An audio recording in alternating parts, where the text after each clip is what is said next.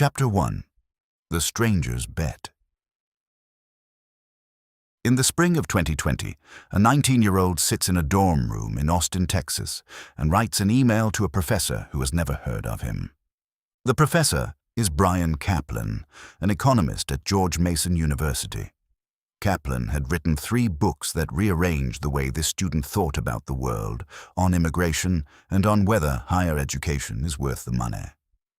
That last book, The Case Against Education, argued that most of what colleges teach is an elaborate, expensive waste of time.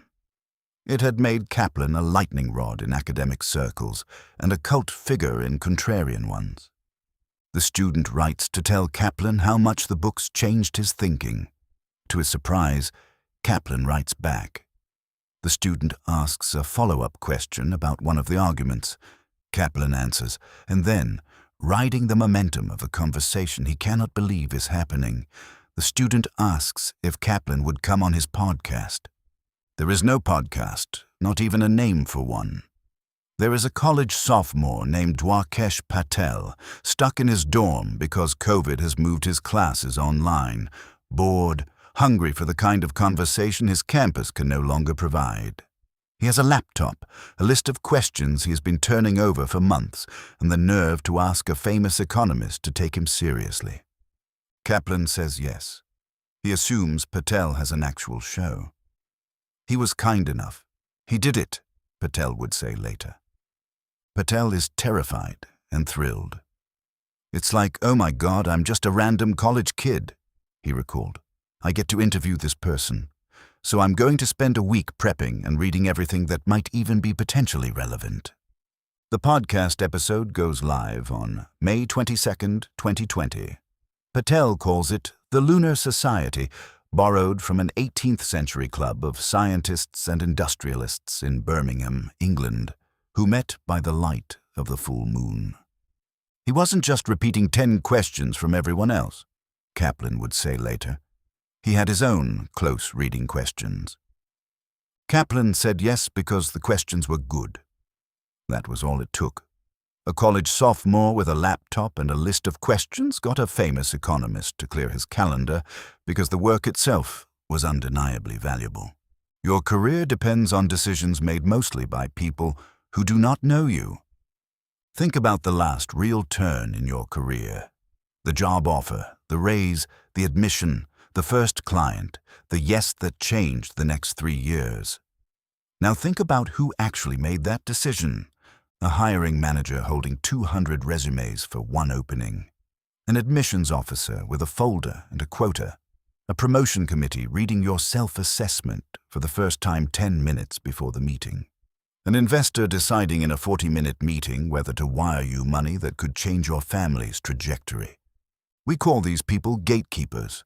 They are being asked to predict your future performance from a handful of signals. They are gambling, and you are the bet. You do not advance your own career. Strangers advance it for you. This sounds obvious when stated plainly, but most career advice treats it as background noise. We talk about building skills and following your passion and being your authentic self, as though a career is a private project you construct in solitude, then reveal to applause. It is not. A career is a series of bets that other people place on you. It is shaped less by whether you are good at what you do, and more by whether a stranger, working under real constraints, can tell. To understand those constraints, let us sit on the other side of the desk. Start with time.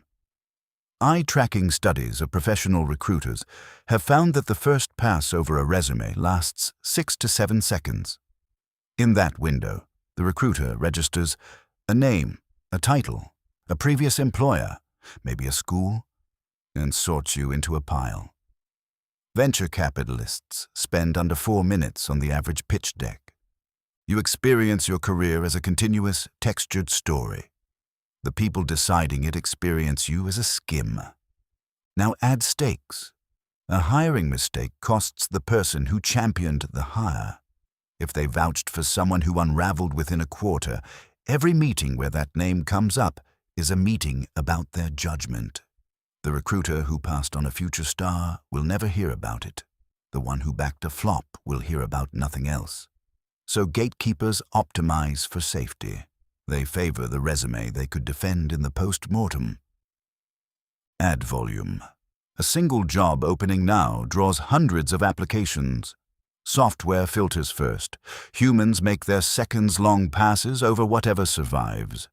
Each layer strips more texture until what reaches the decision-maker is a thin bundle of signals. Titles, brands, years, degrees.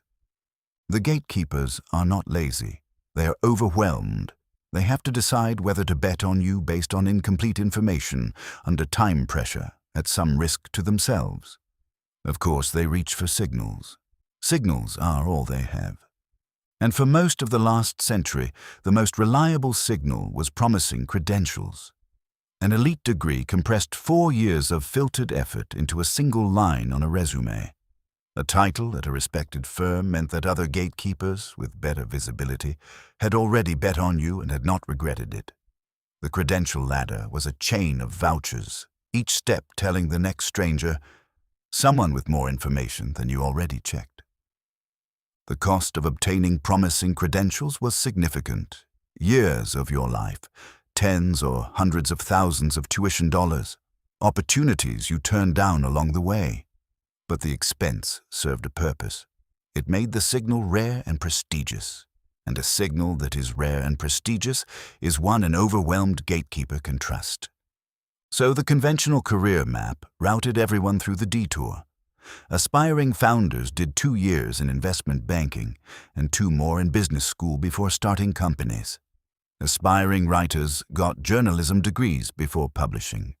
Aspiring leaders climbed the corporate ladder 1 promotion at a time. The dream career was always downstream. First you collected the permission, then, someday, a gatekeeper let you begin. That system is breaking down. The signals that once separated people are losing their power, for reasons the next few chapters will illustrate. But first, look at what Dwarkesh Patel did instead. If Patel had followed the conventional map toward a career interviewing the world's most important thinkers, the path would start with getting into a top journalism program and interning at a serious publication. Then spend years as a beat reporter, building a portfolio under editors who gradually trust you with bigger stories. Or get a PhD, become a credentialed expert, and earn the right to ask hard questions from a position of academic authority. Patel was a computer science sophomore at a state university whose father, a physician from India, had brought the family to America on an H-1B work visa when Patel was 8. They had moved from North Dakota to West Virginia, to Maryland to Texas, following wherever a rural hospital needed a doctor. Nothing on his resume would have survived the first scan at any major media company in the country. He skipped the entire credential detour and went directly to the open market, the online platforms where anyone can publish, ship, or share work without asking a gatekeeper's permission, and let the audience decide whether his work was worth their time.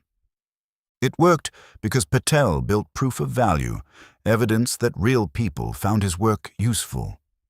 Every question he asked Kaplan was valuable to Kaplan himself, the kind of deep, close-reading challenge that forced the economist to think in ways his own colleagues rarely prodded. Kaplan could tell that Patel already belonged in the room, and then the proof compounded. Kaplan recommended him to Tyler Cowen, one of the most influential economists in the world. Cowen came on the show and later gave Patel a research grant. After seeing just 1 episode and a couple of blog posts, a tech founder named Anil Varanasi cold emailed Patel and asked how much money he would need to keep doing this for 6 months. Not much, Patel said. He was living with his parents. Varanasi wired him $10,000. A billionaire named Steve Kuhn, who had gotten to know Patel over a summer in Austin, offered to invest in the podcast for equity. Even at that age, Kuhn said he in some ways commanded the room in ways not many people do. Each piece of proof became a springboard to the next opportunity. Each opportunity produced more proof. Before interviewing Ilya Sutskever, then the chief scientist of OpenAI, Patel spent weeks preparing and programmed a neural network transformer by hand so he could understand the architecture from the inside. Before sitting down with Demis Hassabis, the CEO of Google DeepMind, he read most of the lab's recent papers and spoke with a dozen AI researchers. His parents were initially skeptical of the whole enterprise. Alongside the podcast, Patel had been writing essays on his Substack about science, innovation, and progress. One of them, The Mystery of the Miracle Year, explored why great scientists tend to have a single extraordinary year of multiple breakthroughs. It went viral when Jeff Bezos, Paul Graham, and Mark Andreessen all shared it on Twitter. Bezos wrote to him, "You're thoughtful and thought-provoking. Gratitude. Please keep it up." His parents' response was priceless. My parents were like, "Oh, that's cool. You think you can talk to him about getting a job at Amazon?" Patel recalled. They finally came around after his interview with Sutskever crossed 500,000 views on YouTube. 5 years after that first cold email, Time named Patel one of the 100 most influential people in artificial intelligence. The Economist called him the man who has the ear of Silicon Valley. His podcast, now renamed the Dwarkesh Podcast, had grown to 1.37 million YouTube subscribers as of July 2026. Mark Zuckerberg, Satya Nadella, Jensen Huang, and Elon Musk cleared their calendars to sit with him. He published a book, The Scaling Era, an oral history of the AI revolution assembled from his own interviews. He was 24 years old. None of this required any credential. What it took was proof that real people found useful, compounding over time into a body of work so visible that the gatekeepers who once would have ignored his resume were now asking to appear on his show. "It's insane," Patel told Time, "that I can just read a book, and if I find it interesting enough, I can email the author and pepper them with questions for 2 hours. It is not insane. It is the direct path. Instead of spending years collecting credentials to earn a gatekeeper's permission to launch your dream career, start building proof of value today and share it publicly." That is the message of this book. Proof of value is honest because the gatekeepers can see whether you have real users and traction. You cannot fake 1,000 people finding your work useful. And it is scarce because the sustained effort required to earn traction is something most people quit before completing. When proof of value enters the room, the gatekeeper's entire calculus changes. The risk drops because they are no longer predicting whether a stranger might perform. They are looking at a movement that is already compounding and deciding whether to join it. They go from defensive, scanning for reasons to say no, to leaning forward, eager to say yes. Sometimes they reach out first because they saw the traction and want to be part of it. That is the power of proof of value. It beats promising credentials every time. It gets you an honest answer years sooner about whether your dream career is actually what you would enjoy doing, or whether you are merely chasing material incentives that will not last during the inevitable long grind before traction. The rest of this book makes the case and then hands you the tools. The first few chapters trace the collapse. Credential inflation diluted the scarcity that made degrees and employer brands valuable, and AI accelerated the trend by commoditizing the very skills those credentials were supposed to certify. The middle chapters define proof of value as the undeniable signal and show how it compounds over time. The rest is practice. How to start from nothing, survive the long stretch before traction kicks in, and what to do when your effort falls short. Our story starts with what happened to the old signals.